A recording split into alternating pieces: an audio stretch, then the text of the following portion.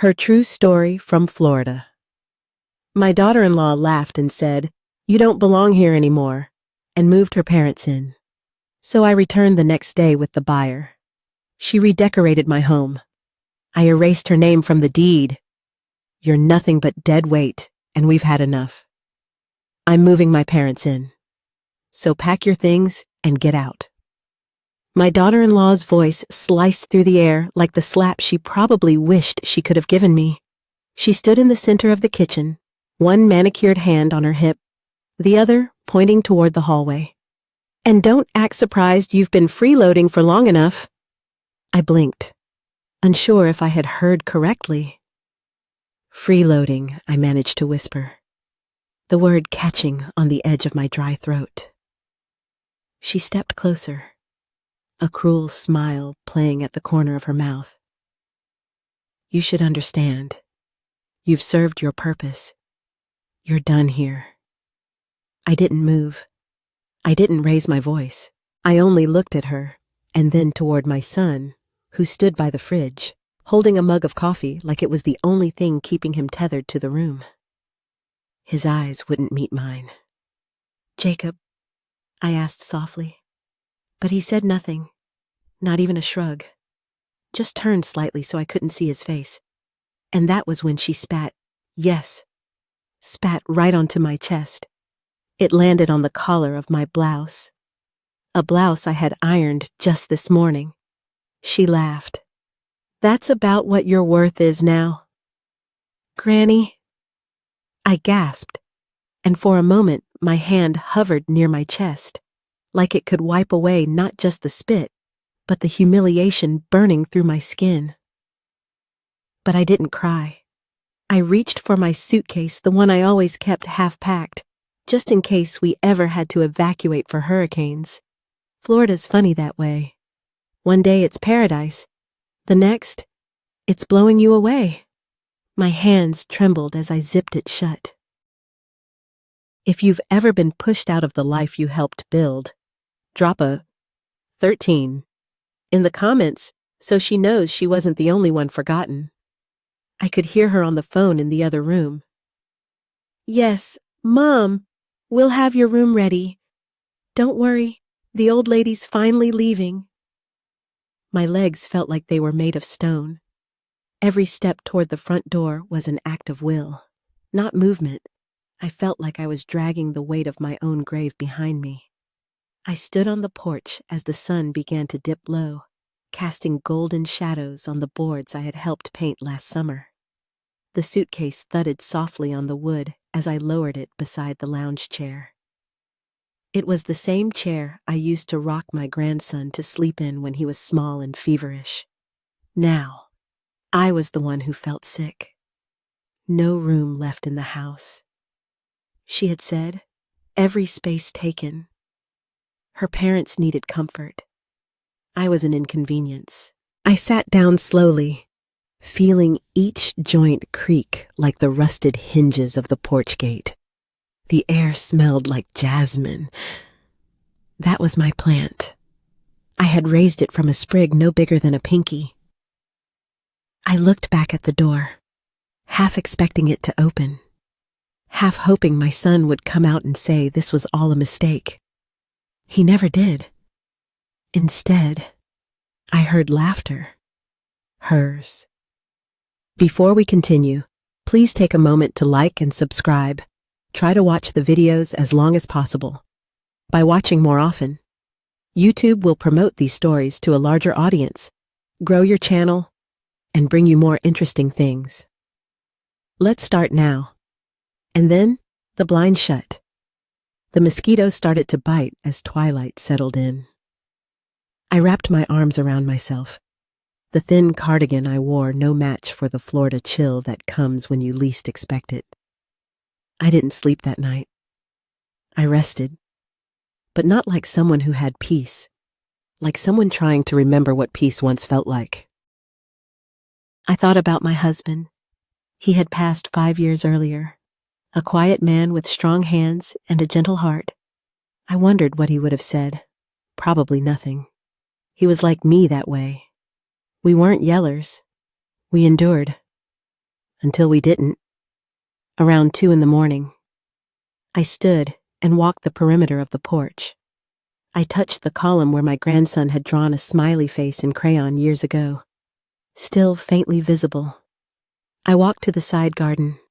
My roses were blooming again, though nobody had pruned them since me. I bent down and picked one, a single bloom. Red, velvet. I sat again and held it, like it could remind me who I was. Not a burden, not a dead weight, not a placeholder for someone else's in-laws. I was the woman who paid the first down payment on this house. I was the one who suggested that wall be knocked down to open the kitchen. I was the one who stayed up with a crying baby while my daughter-in-law got her nails done or went to yoga. I was the one who remembered birthdays, who sent cards, who made sure no one ever came home to an empty table. And now I was sleeping on the porch, because there was no room left. That morning, just before dawn, I walked down the steps and stood in the driveway. The dew had gathered on my sandals. I looked at the windows of the house. My house, still legally mine in more ways than they knew. And I made a decision, not out of anger, out of clarity, because I may have slept outside like a stray dog, but I still remembered where the leash was, and the key, and the deed, and the name that was still on it. Mine. They didn't know what was coming, but I did. Because when you've been told you don't belong in your own home, there's only one thing left to do: remind them who gave it to them in the first place. It started with a dream. Not mine, at least not at first. It was Jacob's dream. And I remember the day he sat across from me in the tiny screened-in porch of my retirement condo and said, "Mom, we're thinking of building a house, something permanent, a home where the kids can grow up and stay grounded." I had just poured him a glass of sweet tea. The ice clinked in the glass as he spoke. I looked at his eyes, hopeful, bright, and I saw the boy who used to bring me dandelions and call them roses. I smiled. "Tell me what you're imagining." They wanted something spacious, airy, room for the kids, room for visitors, a wraparound porch, an open kitchen, a garden, a home with light and warmth and future. And I, old as I was, 73 at the time, had savings from my years as a dental assistant and the modest sale of my little retirement condo. "I'll help," I said. He hesitated. "Mom, I didn't mean—" "I know," I said, "but you're building a legacy. I'd be proud to be a part of it." And I meant it. So I signed over the condo, took that check, and deposited it into the joint account Jacob had set up for the build. "You'll always have a room," he promised. "You'll be part of the home. Mom, this is for all of us."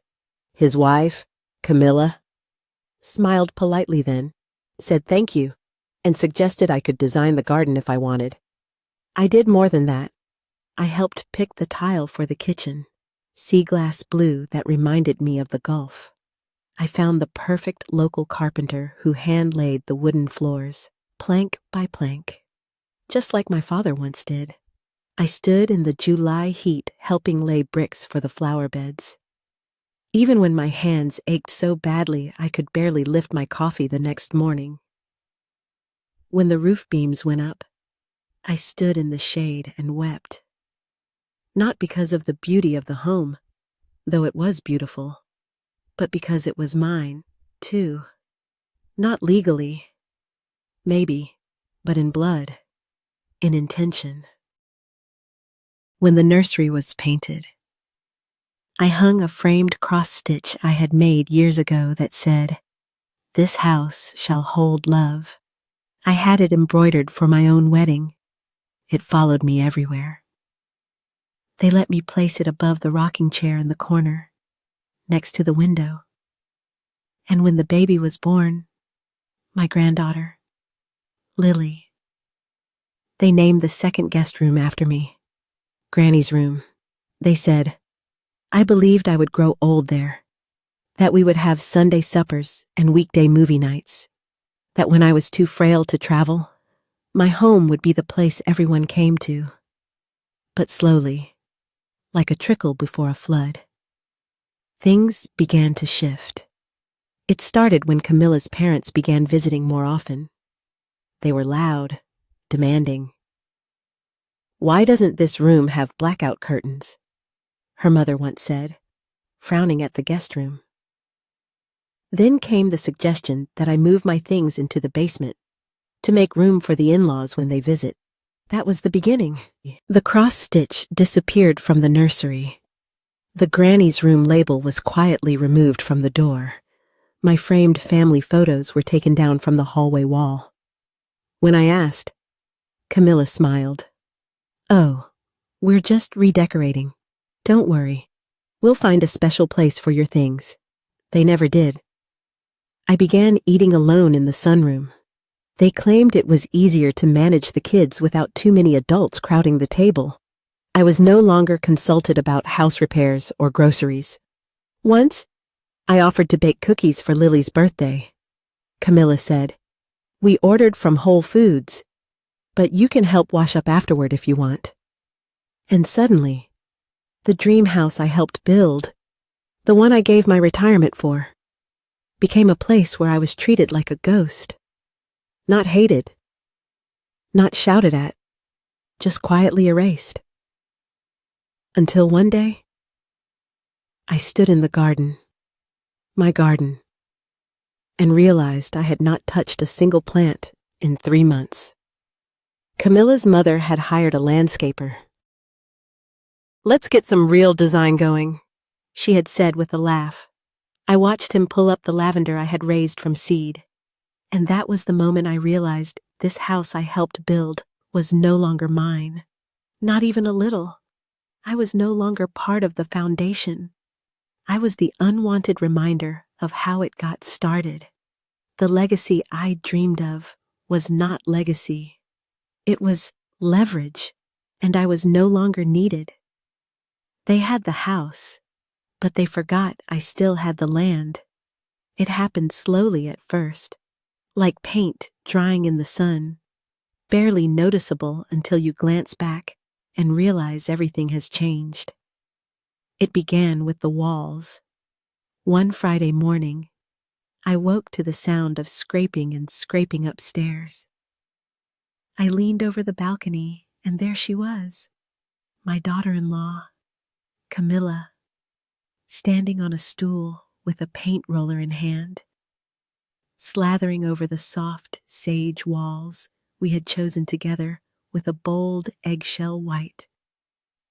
The sage felt warm, inviting, what I had chosen, and she was erasing it. I wanted to stop her, say, that was my pick, but I paused.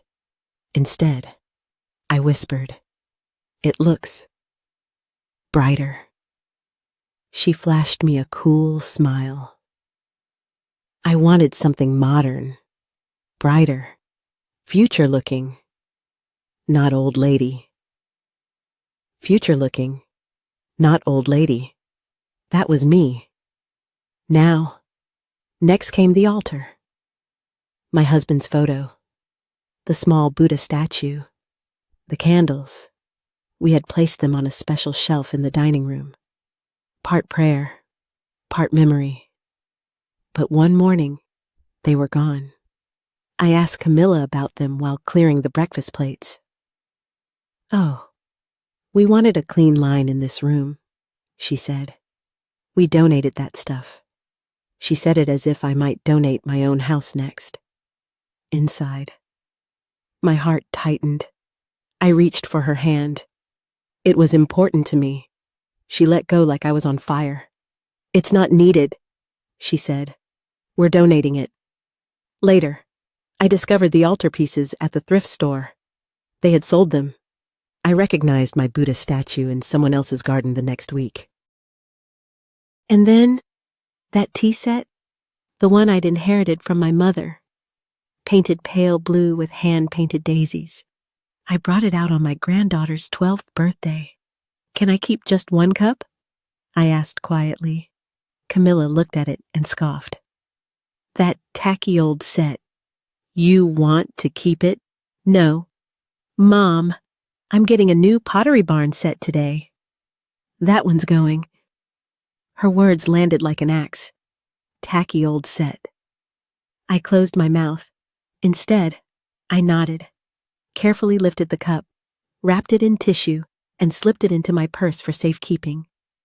That night, I sat alone on the back porch, the old cup resting beside me. I traced its handle, thinking of my mother pouring morning coffee under this very porch roof when I was a child. The air smelled of honeysuckle. I pressed my palm to my chest. My breath trembled. Quiet. Deep. Old woman tremors pulled straight from the years I spent building this family. Soon, the garden became unused. Camilla had landscapers come. She picked out expensive designer plants that thrived in suburban, barren soil. Not heirloom tomatoes I'd planted for fresh salsa. My rosemary, my lavender, my cherry tomato bushes. They were gone.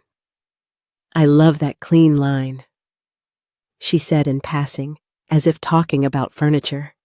She removed the planters I had painted. She covered the garden with stone. My vegetables replaced with monochrome turf, bright green, artificial perfection. Inside, they began selling off more things. A bookshelf filled with my old textbooks, Florida history, quilting patterns, birdwatching guides. Gone. She told me she'd upcycled them for Halloween decorations. I later found them shredded in a craft box. I tried to speak, but Camilla said, "You'll have to speak up. We have a vision without me." The final blow came one morning, just 2 weeks later, when I walked into the living room and saw the framed wedding photo. My husband and me in youth, now missing. In its place was a blank wall with a minimalist photo of Camilla's parents.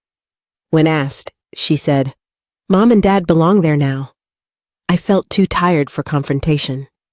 Instead, I wandered upstairs, found my old jewelry box with decades of family photos, and slipped them into a drawer. I'd been trying not to cry in front of my grandchildren. I did not want to scare them or shame them, because they were sweet, impressionable. I wanted them to know truth without making them feel torn. The next day at breakfast, my granddaughter said, "Granny, can you tell me about this?" she asked, pointing to a worn photo of our old house where Lily was learning to ride her bike. "Of course." I smiled. Camilla overheard and said with sharp edge, "That's a conversation for our history lessons, not during waffles. Choose better moments."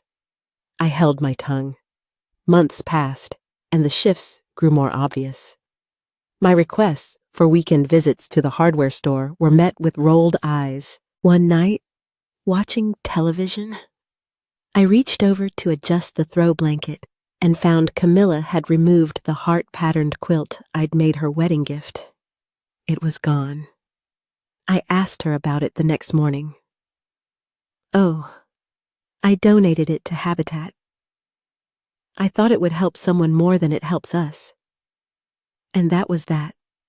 Once, I thought I was building a home, a legacy, a place for my blood and my stories. Now I was a housekeeper in someone's dream.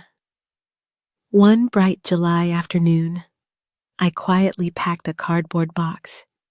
Inside, I placed the last photograph of William and me, our wedding day smiles, my mother's heirloom teacup, the additional cup I'd brought downstairs with me, a small sprig of rosemary from the corner herb garden, a handwritten recipe for my daughter-in-law's favorite oatmeal cookies.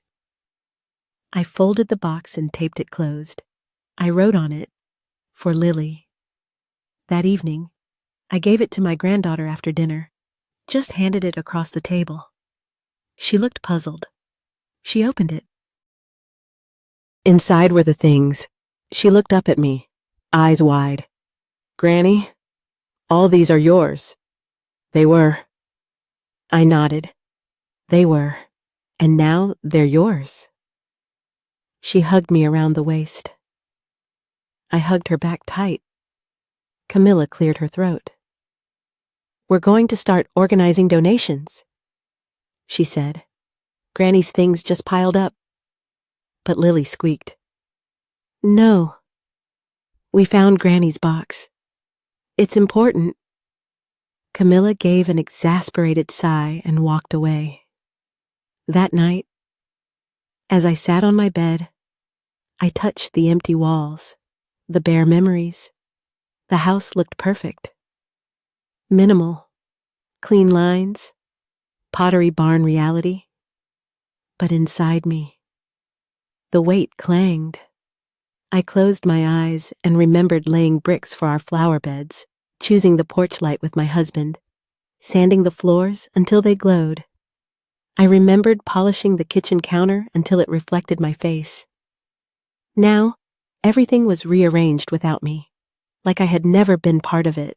I turned away from the barren wall and whispered to the night. This was my home, my love, my labor, and maybe not mine legally, but mine in every worth that matters. The next morning, I quietly left. No confrontation, no harsh words, just a suitcase, a handbag, and a deep, slow, steady breath. I locked the front door behind me and for the first time felt relief in the click of my own thumb turning the key. It was after her parents moved in that I slowly began to realize I no longer belonged. Not just in my son's house, but in my own life. They started with small things, a shift in how I was addressed, the way doors closed behind me instead of opened, the way weekends became filled with laundry and errands, not with conversation. One Monday, I folded towels in the laundry room when my daughter-in-law came down the stairs. She was wearing a crisp blouse, aside from the casual tone she used as she passed me. We really do need this room for Grandpa and Grandma, she said. If Granny could take the porch, that would be best. I nodded. Not because I agreed, but because I realized I had no choice. That evening, I set up my suitcase in the laundry closet, stacked neatly beside detergent and cleaning rags. They installed a curtain as privacy, a modest folding chair, and a lamp. The basement bedroom, where I had lived once, felt empty and distant. Now, I felt I didn't even deserve a proper room. On the night I slept outside, it was the coldest night I had ever known. Florida winters are mild, so mild that you never expect December to feel like the breath of an exhale, but the air settled like glass through the empty spaces of the house.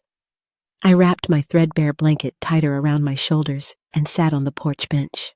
The same bench I had painted white with my granddaughter 2 years earlier. She had wanted horseshoes and rainbows. I had painted it simply, hoping it would last. And it had. I did not cry. Maybe my smile had dried up earlier, back when the breakfast nook became a snack bar for the in-laws. Maybe it had gone missing when my picture disappeared from the living room wall. I just sat. The night sky above me was dark. The porch light glowed weakly, but it was enough. I thought of my husband, the way he used to walk me out to this porch, call me his moonbeam, and sit with me as the clock ticked after midnight. I thought of my grandchildren, the way they built pillow forts under this roof, the smell of hot cocoa on cold mornings. I thought of the erosion, piece by piece, of my place in their lives. Not because they had begun to dislike me, but because they had decided I was no longer useful. A whisper came through the screen. A neighbor's cat, perhaps. I drew the blanket tighter and listened to the rhythm of the night. Leaves rattling. The distant hum of a car. The crackle of radio static drifting from a nearby yard. I tried to sleep. Cobbled dreams of home flickered in my mind. Home. Not a house. Home meant warmth, meant belonging, meant being more than an accessory. I drifted into a half-sleep around midnight. The cold seeped into my bones. My younger body would have laughed at weather like this, but this older body felt it unlisted in her description. I woke around 2, shivering. Everything ached.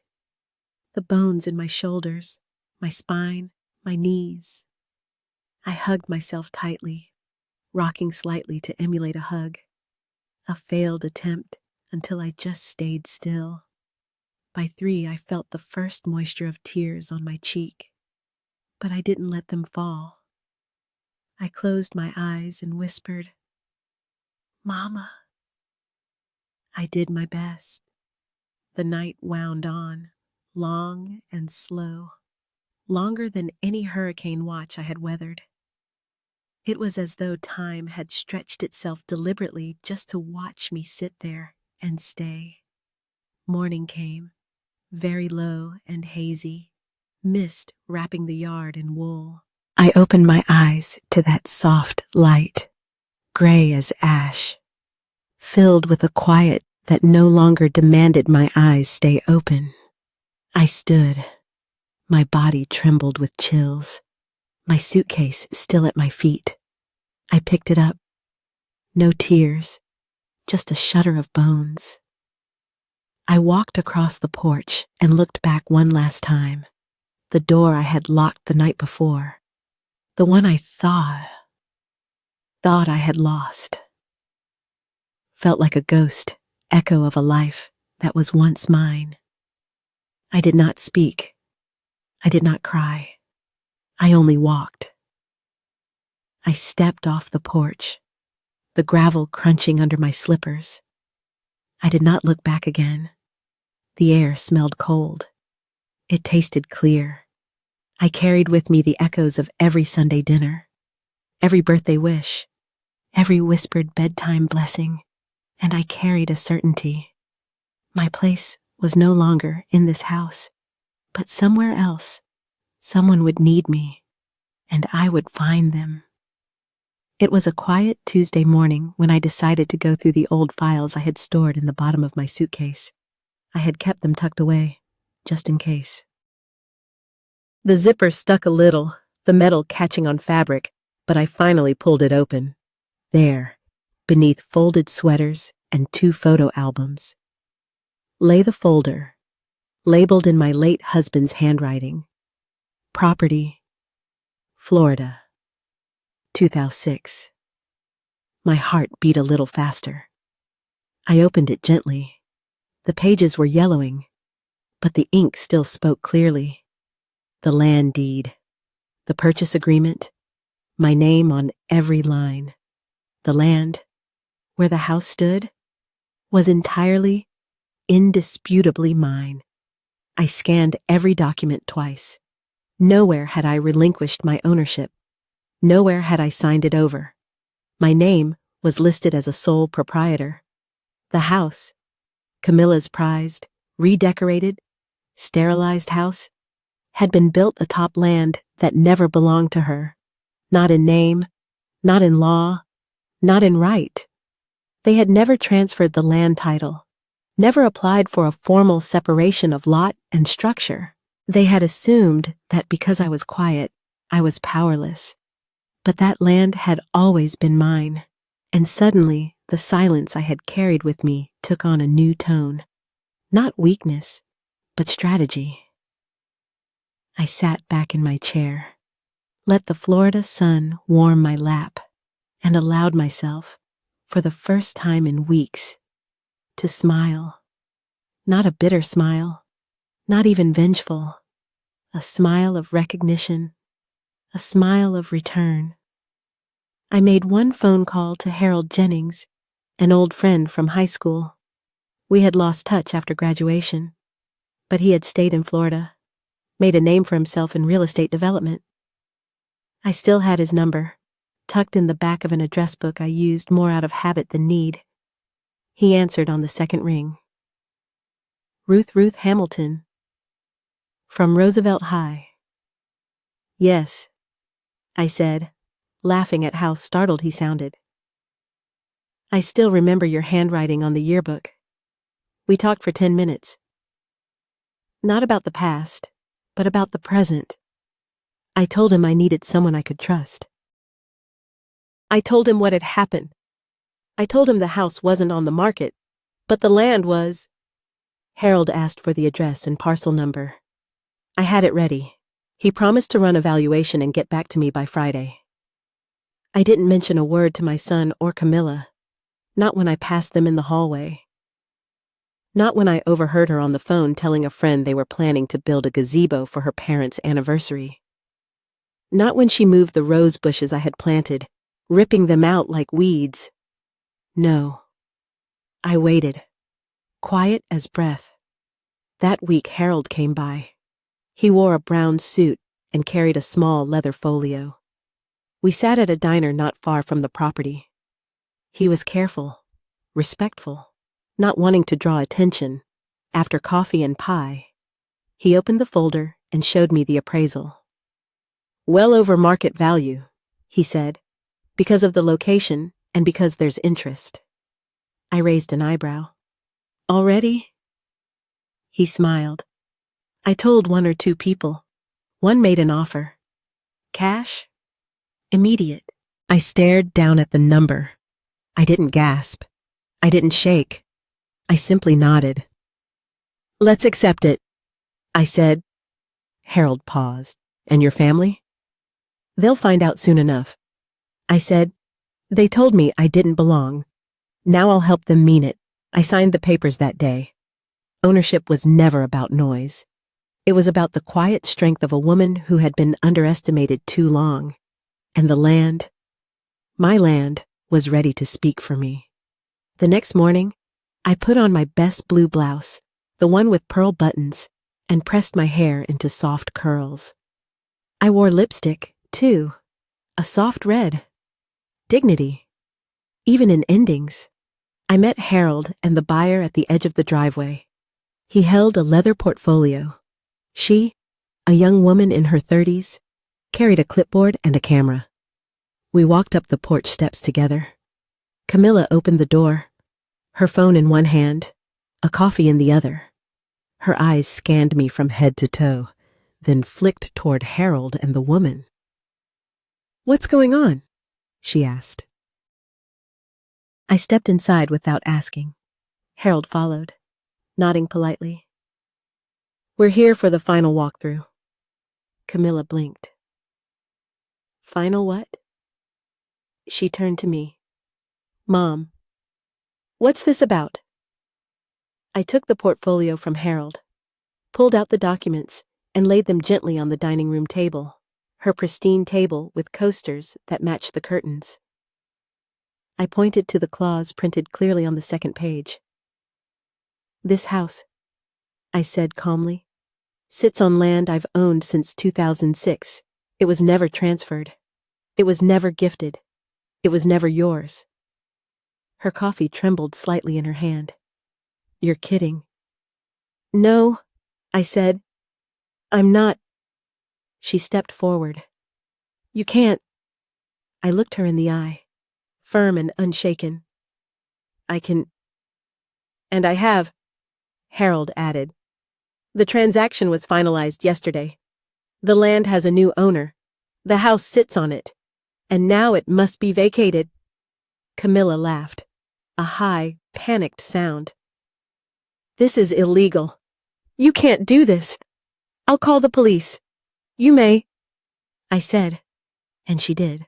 10 minutes later, 2 officers stood on the porch. She waved them inside like knights. This woman is trying to evict us from our own home. The officer turned to me. Ma'am, do you have documentation?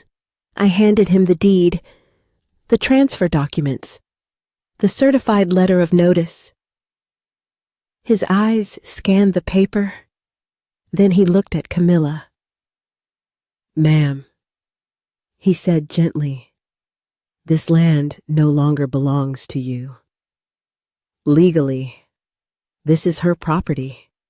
The buyer has every right to request that you vacate. Camilla's face fell. She looked at my son, who had just entered the room, bleary-eyed and confused. He asked, What is going on? I sold the land.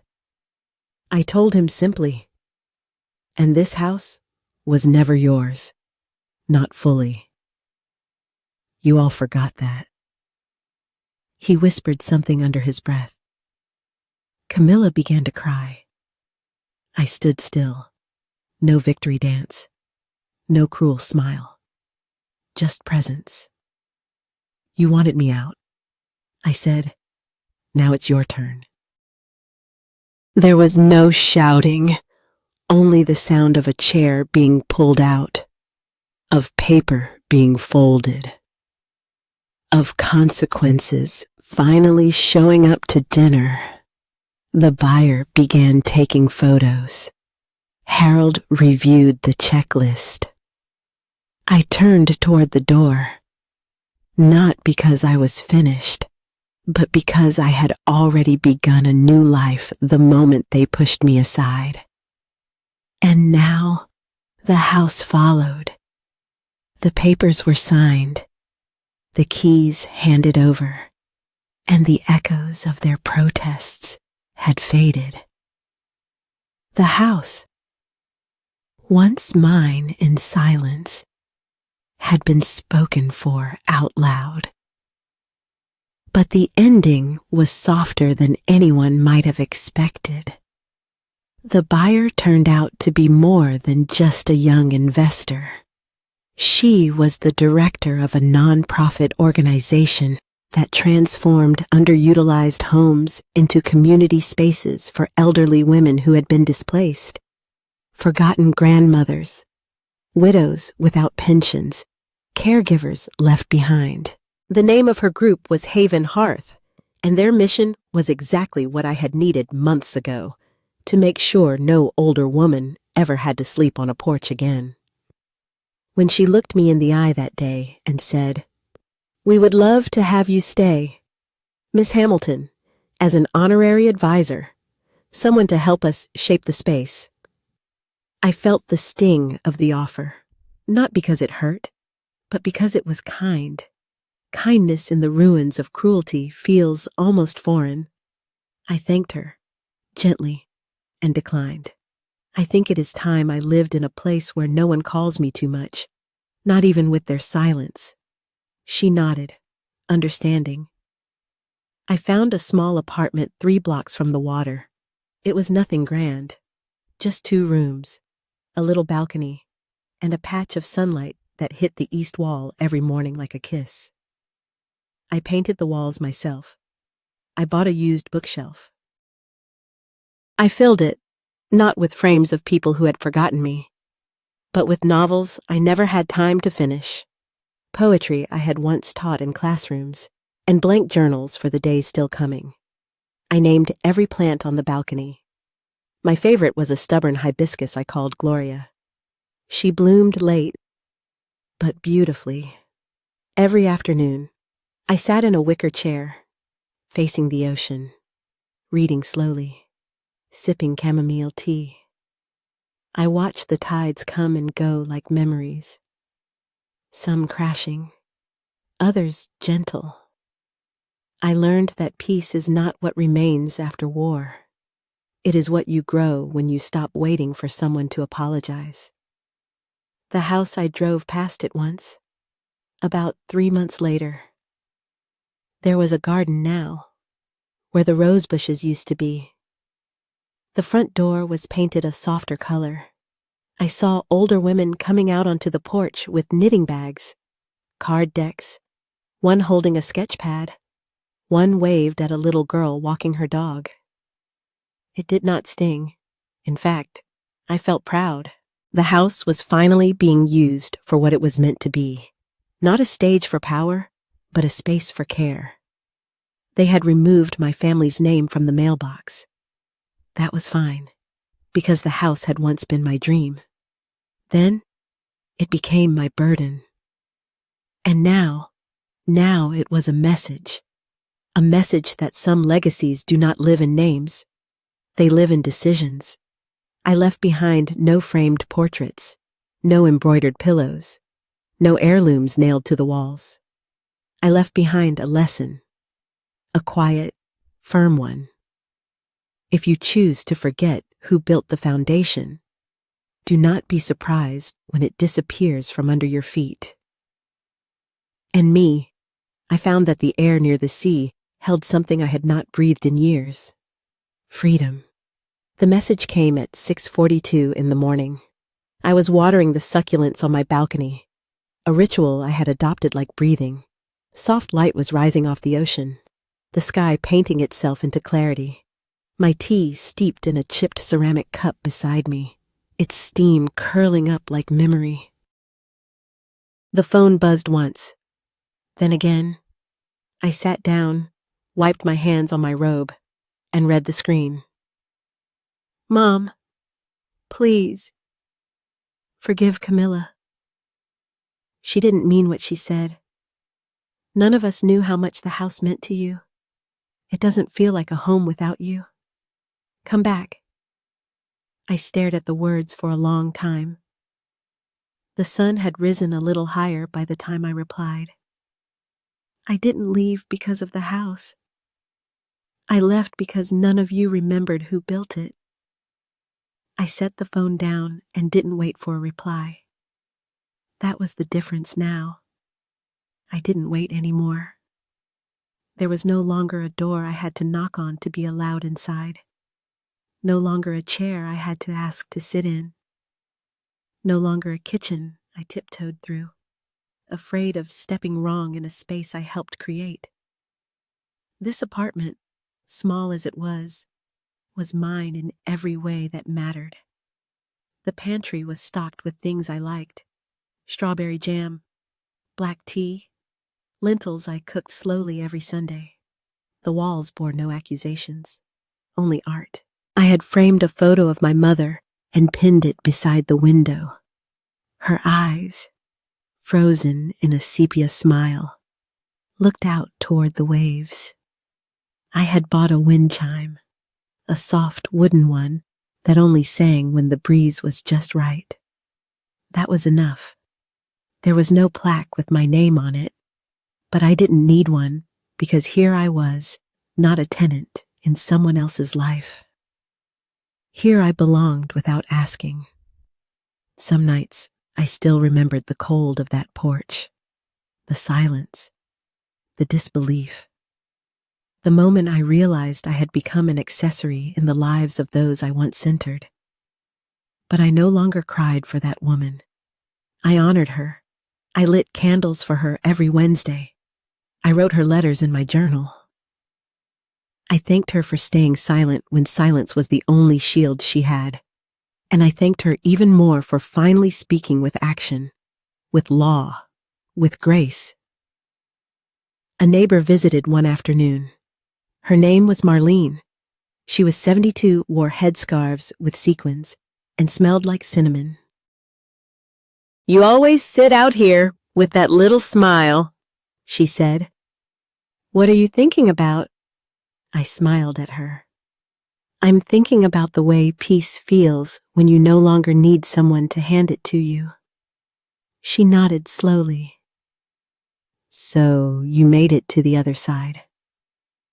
"Huh, I did," I said. She reached for my hand.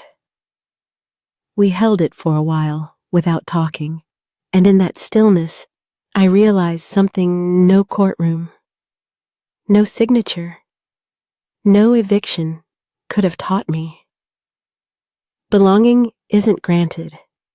It's claimed. And once claimed, it doesn't have to be defended. Not with anger, not with begging, just with presence. That night, I poured myself a glass of lemonade, walked barefoot to the edge of the balcony, and whispered a thank you to the wind. Not to my son, not to Camilla, but to the girl I used to be. The one who bought that plot of land with hope. The one who raised a son with faith.